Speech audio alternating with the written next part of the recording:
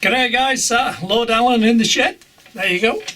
Right, this week, what can I say? First off, I do love the Acura scale nuclear flash wagons, and I've got the old ones. Now, as far as I'm concerned with the old ones, the big box shifters are taking the piss on the prices. 50 odd quid for one of them, second hand. It's not on. Not when you can buy an Acura scale. You get two pair of them for £35 each, 70 quid, innit? Right, and it even comes with a flashing lamp and more paint. So these shouldn't be worth more than 20 to 25 quid.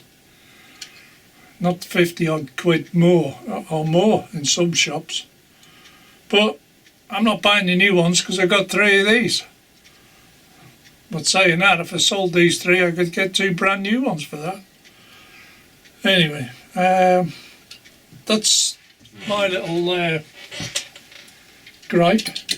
Update on the car. Yes, every time the wife goes out in it, it's become a standing joke. She breaks the car. This week the engine management light come on twice. Checked it out, reset it. She went out this morning and the exhaust fell off.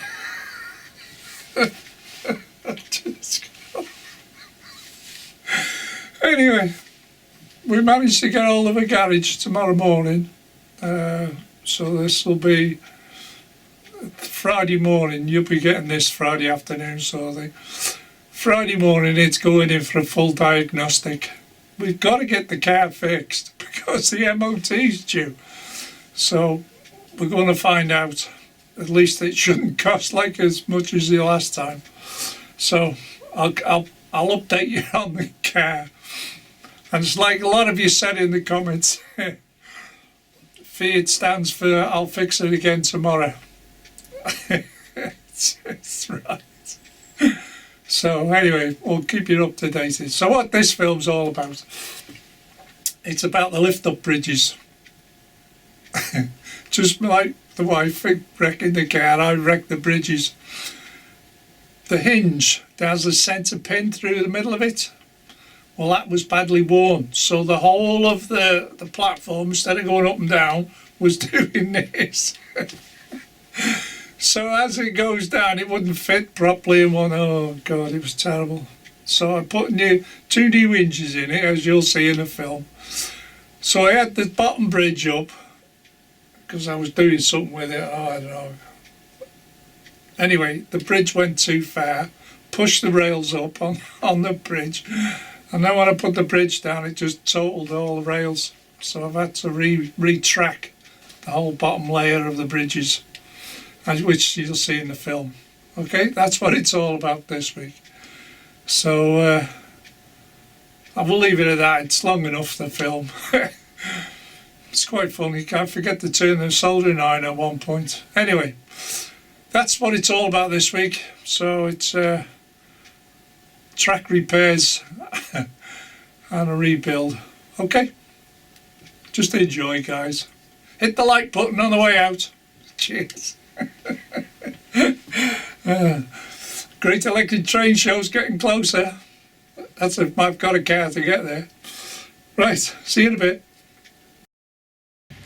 Now, at this moment I'm trying to fix the lower level, which is this here. I've had to take the track up because I damaged it, okay?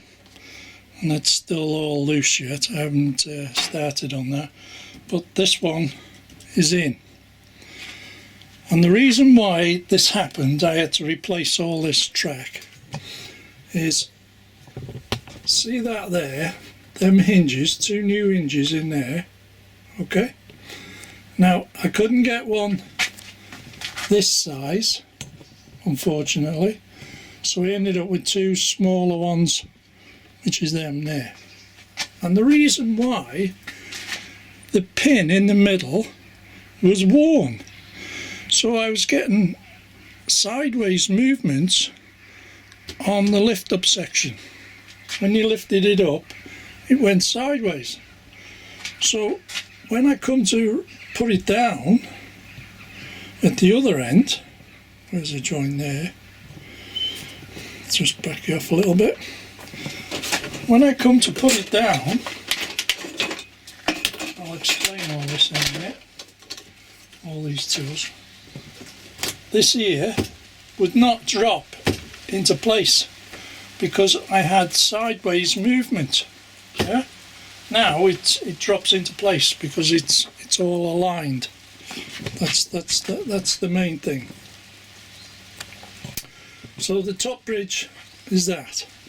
Now, while I was fixing that, I had this bridge up in the air, the lower bridge, okay, and it went too far over. A moment, it must have been just a moment, and I never noticed what happened. These hinges, and it's a proof of concept, as long as that rail there, the bar going through the hinge, is higher than the tracks don't touch when you go to vertical like that, straight up, okay? I can't do it at the moment because I'm still got it. But what I did do, I went too far. So when you lift it, these two rails touch the top of these two rails, which force this rail forward. Okay? So when you push it forward, when it's up in the air, it was slightly overlapped. So when I put the board down, I didn't think about it at all because I was so concentrated on the top. As the rails touched the top of this here, because it was only a few millimeters, it tore the rails clean out of the sleepers. And of course, it bent it as well. So that was that. So I've had to replace these two tracks. Okay? Now I'm in the process of doing it. This one's now fixed in place. I'm just making sure alignments, I'm not any burrs anywhere, because when you use your track cutters, let's have a look here. When you use your track cutters, remember there's a flat edge on the back, so that's when you cut the rail there, make sure you got a flush with the gap. Yeah, you gotta be flush there like that. Okay, and then when you've cut it, this is the whole point of all these tools, you want a needle file. Yeah, it takes all the burrs off, and then you might need a small screwdriver to push the fish plates into place. Okay, and you're constantly trimming and adjusting. On here, because it's acrylic, I've got to super glue it. So I got all them super glues for £1 in my local store. And I've only used one on the lower level, and I went over the top with that. So that's that, which is a little tube. That's a fresh tube, so that'll do the second rail. And then I use a metal straight edge ruler. Okay, turn it upside down, face down, and then you can see I've got a straight edge now along there. That aligns it while you're gluing it. Okay, so that's that. As you can see, it's persistently raining. So at the moment I haven't done this one. I need to do that. What I do is start off at this end. I have to trim it here, make sure this is all butted up, make sure the sleepers are not in the way, and trim it. Then what I do is turn the rail round. Then I know The burr on this side is at the other end, which I'm going to trim anyway, but the other end, if I turn the rail around, I know it's got a perfectly square edge. So there shouldn't be any issues about any burrs or any bending from cutting or whatever. And then when you get to that end and fix it all in place, I trim that off while putting a piece into there to line it up. Once I've got it all lined up, I can set that into place, then I can undo it and then reset all that in glue. Yeah, it's a bit technical, but that's what the type of thing you need. And what down here, in this joint here, what I've used to line it up at the moment, while it's all set in and curing and one thing and another,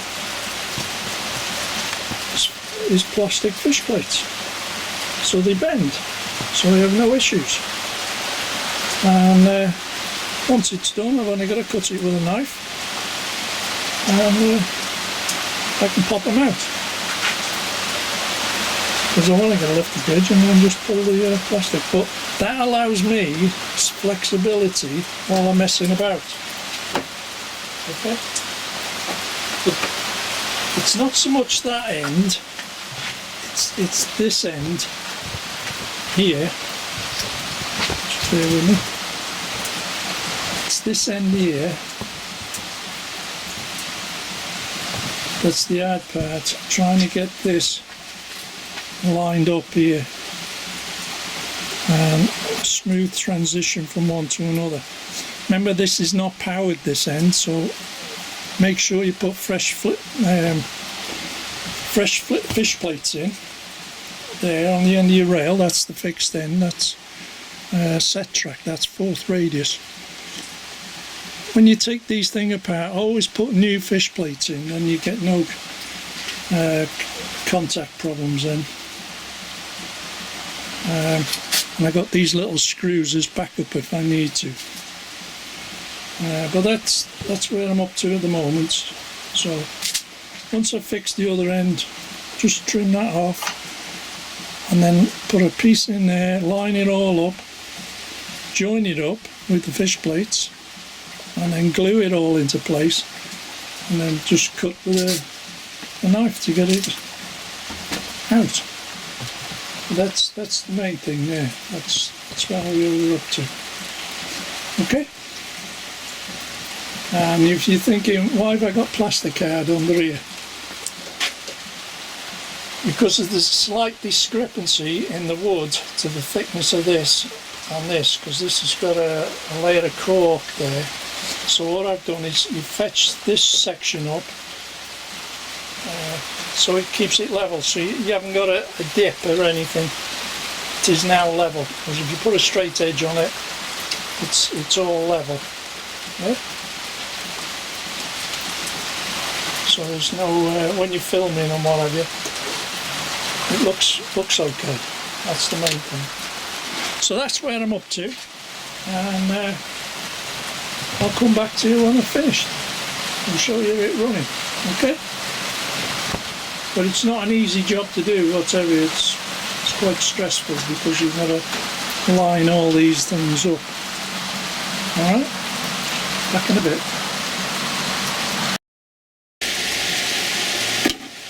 I don't know whether you'll be able to see this, but what I've done is 4 wires, yeah? 4 wires, 2 white, 2 red.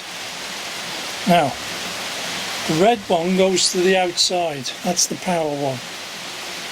My layout's powered up is the positives on the outside, because it's an oval, they have no issues, and the negative is on the inside. What I've got to do now, because this joint here, this is the hinge end, you don't do the other end, only this hinge end here, I've got to put a link wire across from this side of the hinge to that side of the hinge. Remember, there's no fish plates here. You can't lift the bridge with fish plates, so you have to put a link wire in to get your power. So what I need to do now, make sure your soldering iron's hot and clean. Got to have it clean. Okay. And this solder I'm using, do you know, it'd be better if I turned it on, wouldn't it?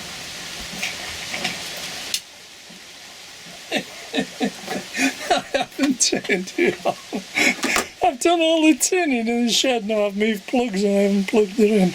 Oh, packing them in. Right, I've gone ahead and done the red one. So I've got to do the white one now. So I've pre-tinned the wire. Okay. Now I've got to pre-tin the rail, the edge of the rail. Now this solder I use, it's got its own flux in it. But remember, you're trying to do something or going downhill, which is not easy.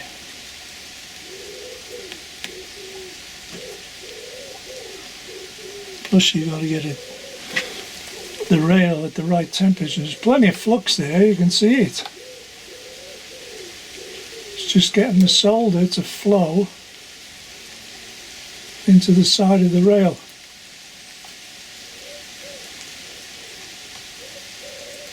I think I got that. It's a bit blobby, but there you go. Run out of solder there. I get some more. So what I'll do is I'll solder left-handed, do this end first. I'll be able to see it. Doesn't take much because it's already hot. Remember, I can't drill through because all this is timber underneath here, so in a normal scenario you'd have holes and all sorts and you'd wire it up from underneath, pre-wire everything. This way you can't. You have to do it on the outside, and like I've said before, it's a way of keeping an eye on your joint at the same time.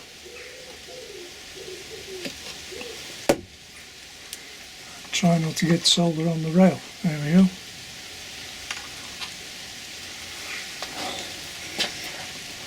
Don't only solder the outsides, don't solder the insides. See, that's a bit proud, that one. The blob of solder's a bit proud. So if you don't get it below or level, the wheels will touch. You'd be surprised. Doesn't take much. I'm fussing here, but that's how I want to be. There we go. And just do that bit there.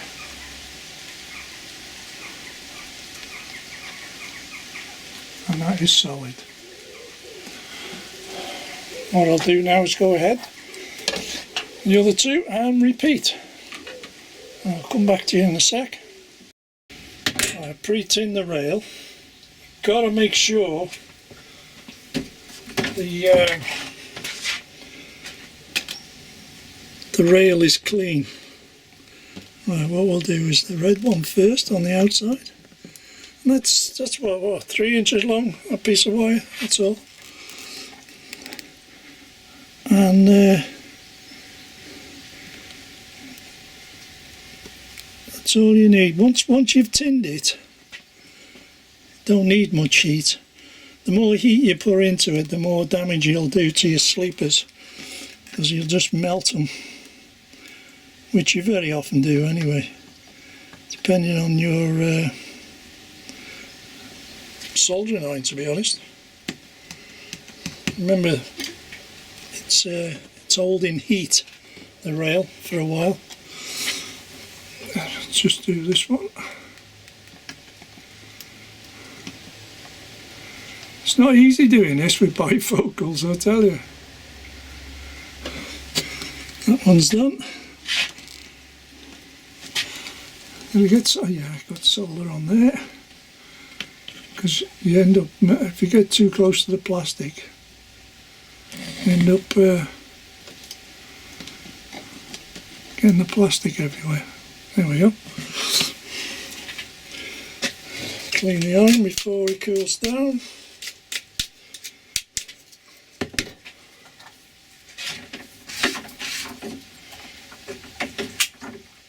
If you haven't got any like a brass bush or anything, track cleaner thing, gauge master, you know, it's got brass on there. You don't do any damage to it. All you're doing is scraping the head. Anyway, let me show you a pin close up now. There we go. And what I tend to do now is clean any flux off with a track rubber, yeah?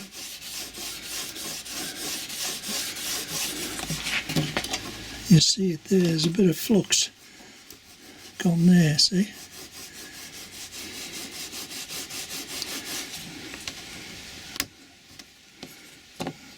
Just a blob of solder. That's it. Blow the crap out of the way. That's done, that's done. Now as far as I'm concerned, that's job done. All I got to do now, I've got plastic fish plates in there, all I got to do is cut them and the job's done. Let me cut them now.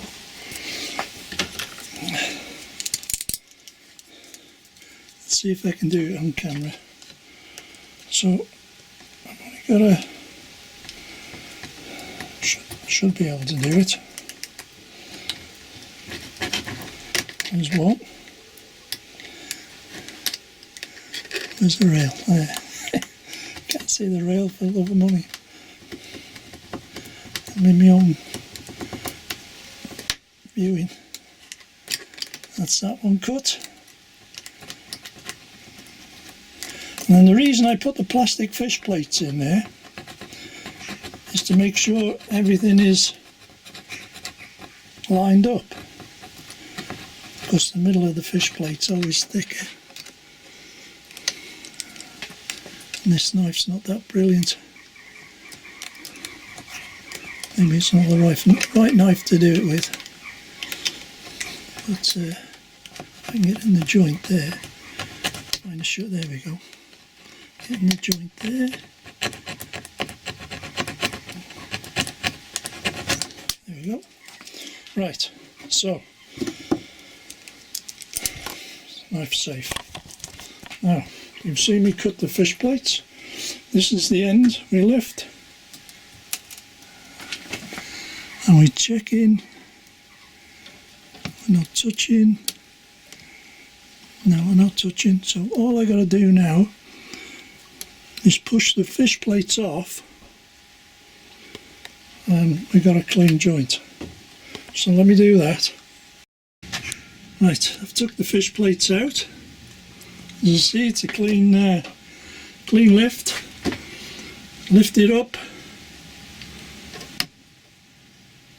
and the rail doesn't touch.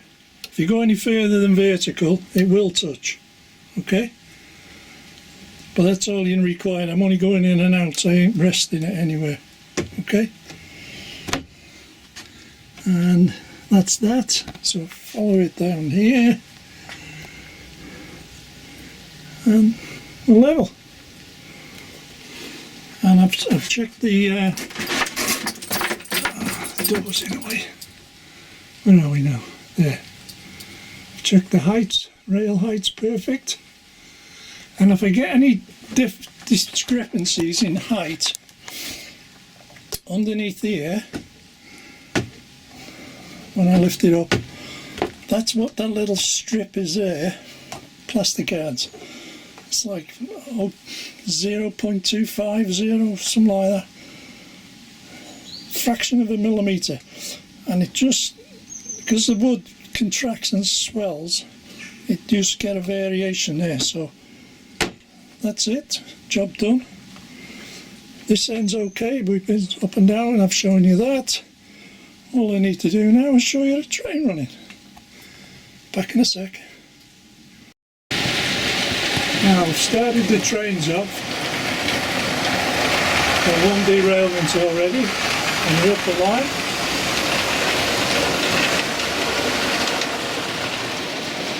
Probably because I've left something on the track.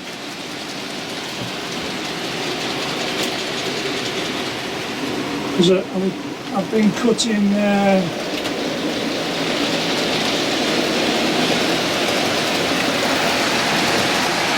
rail on one thing or another, but the main thing is it's all going across there fine. Okay? So if I go up there now and have a check to see what's wrong with the track. Right, I did have a problem. I found a piece of plastic and when I was cutting the rails. So that shouldn't derail now. But the main thing is, since I went to have a look and found the fault and come back, the bottom layer is running perfectly. The one I've just rebuilt. And there's nothing worse than little four-wheel trucks, is there, for derailing. So the Patriot's gone through with the Hornby coal trucks and an LMS on the back, brake van.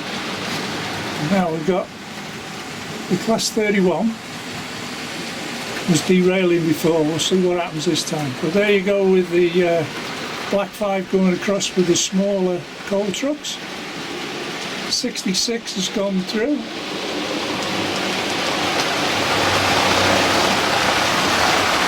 And I've still got a derailment on it. Back in a sec. Yeah, I found the problem with another little piece of plastic. So we'll follow this one round anyway, when it comes round. Now I've repaired the lower level. Where is she? There we go.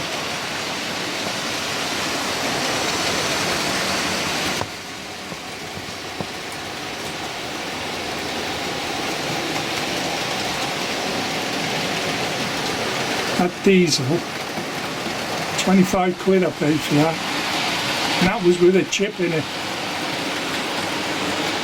All I did was service it and clean up all the wheels on it.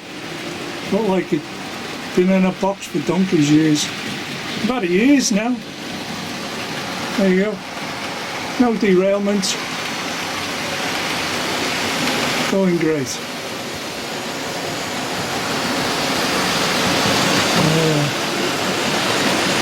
There's the Black 5 going through with all the little coal trucks. Patriots on the other side, virtually opposite. And as you can see, if I zoom in a little bit, I know my bridge is broke at the end, just needs tweaking. There you go, all repaired. Again, it's not easy doing that, I'll tell you, because you can't nail it, you can't screw it. Well, you can, but you've got to have the right screws. So you have to glue it down the track. So lining it up has to be spot on. That's why I use plastic fish plates on the hinge end to make sure everything's aligned before I glue it. And then it's a matter of judgment and alignment on the lift up section there. There's no wires there whatsoever. It relies on the fish plates going around the layout. And the trains are due now, so what I'll do is let them go across. And you can see it's level, they don't bounce.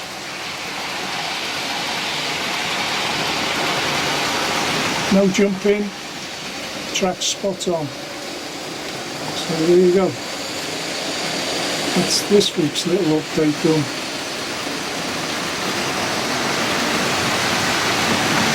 Reliability, that's all I want out of my layout, complete reliability. And the little faults I find when I'm going around with the camera, when I'm running alongside trains and one thing or another, if I see an issue, I will repair it. I won't let it go. It doesn't matter what it costs. It was like down here with the I had a single slip in there, didn't I? And I found that rails were falling apart and the track was a bit worn out, and so I put a double slip in. Yes, it may have cost me just shy of 50 quid for this, and I had to buy a new set of points there, so that's new. We're talking 70 odd quid there, but it's all about reliability. There is no wires underneath there, there's no bus wires or anything, and as you can see, it goes across there nicely. And I don't use Mickey Mouse points, not the cheap ones. These are all Pico medium points. There you go. Just flows, doesn't it? So that's that little job done. Just to show you in close up. No jump in there. Straight across the bridge, no issues whatsoever. And here's the Black 5 with the smaller trucks.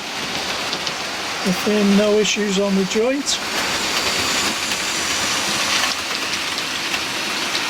And no issues on the hinge. And all that trouble, like I said, it's all down to fitting them there, because the pin through the middle had worn out and it wouldn't allow the top bridge to sit properly. So by replacing them, holding this one up in the air, as daft as it may seem, pushed it too far, so this track here and them two sat on the top of these two. If you want to avoid that, put a block under here, under your hinge. Put a block, but you've got to have it far enough away from the track so the trains don't catch it. You need a block higher up, and then you can flip it all the way over them. But there's nowhere to put it here if I flipped it all the way over, because I've got a wall. So it just gets in the way. So what it did was push these two rails and them two rails forward, so when I put it down it overlapped the end up there, and it just tore the rails straight out of the sleepers. Because if I do that, see with the rail sticks out there, as I dropped it down it caught on the top of there, and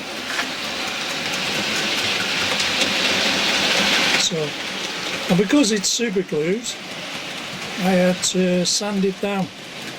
Use a Dremel with a sanding disc on it to get all the old glue out. Sort of had to chisel it up and then sand it down to make it smooth.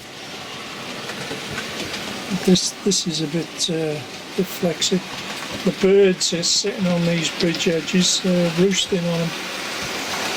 So I need to fix them as well next time round.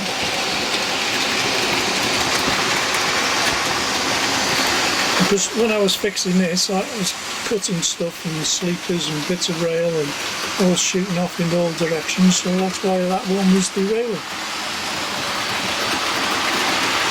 And there you go, job done.